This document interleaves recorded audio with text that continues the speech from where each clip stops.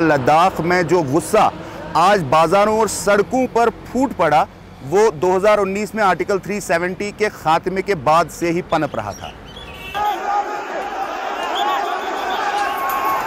दरअसल आर्टिकल 370 की एब्रोगेशन के वक्त मोदी हुकूमत ने लद्दाख के लोगों से वादा किया था कि लद्दाख एक अलहदा यूनियन टेरिटरी होगी, लेकिन वहाँ के लोगों की तकदीर बदल जाएगी।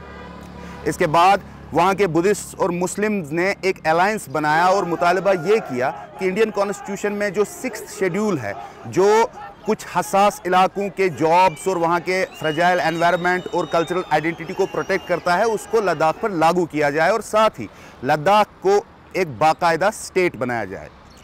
इस हवाले से कई बार मुज़ाकरात भी हुए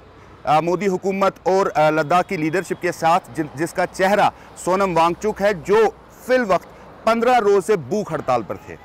इस भूख हड़ताल की कॉल उन्होंने देते हुए कहा था कि वो मरकज़ी हुकूमत को ये याद दहानी कराना चाहते हैं कि जो एग्रीमेंट लद्दाख की लीडरशिप के साथ किया गया उस पर अमल क्यों नहीं किया जा रहा है। युवा पीढ़ी का बराज था, एक तरह का जेन ज़ी रेवोल्यूशन, जो कि उनको सड़कों पे लाया। 5 सालों से वो बेरोज़गार हैं, एक के बाद एक बहाने करके उन्हें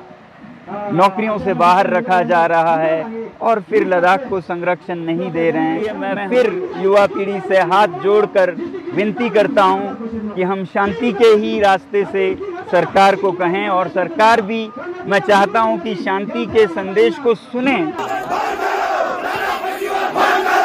ये बात काबिल जिक्र है कि इंडियन गवर्नमेंट और लद्दाख के रहनुमाओं के दरमियान होने वाले मुज़ाकरात के अगले राउंड की तारीख का ऐलान गवर्नमेंट ऑफ इंडिया ने 6 अक्टूबर के लिए किया था, लेकिन सोनम वांगचुक और उनकी टीम का मुतालबा था कि 6 की बजाय 2 अक्टूबर को ये मुज़ाकरात किए जाएं। लेकिन दूसरी तरफ ये बात भी काबिल जिक्र है कि लद्दाख की इंतज़ामिया या वहाँ के गवर्नर ने अभी तक इस बारे में कोई बयान नहीं दिया है। आज ये हुआ कि वहाँ पे मुजाहिरीन की एक बड़ी तादाद सामने आ गई और उन्होंने सड़कों पर मुजाहरे किए, जिसके बाद पुलिस और मुजाहिरीन के दरमियान झड़पें हुई, जिसमें कई सरकारी इमारतें भी उनको नुकसान पहुंचा और मुजाहिरीन ने पुलिस के मुताबिक बीजेपी के ऑफिस को नजर-ए-आतिश करने की कोशिश की और साथ ही जो लद्दाख की मकामी इंतजामिया का सेक्रेटेरिएट है उसको भी वैंडलाइज किया।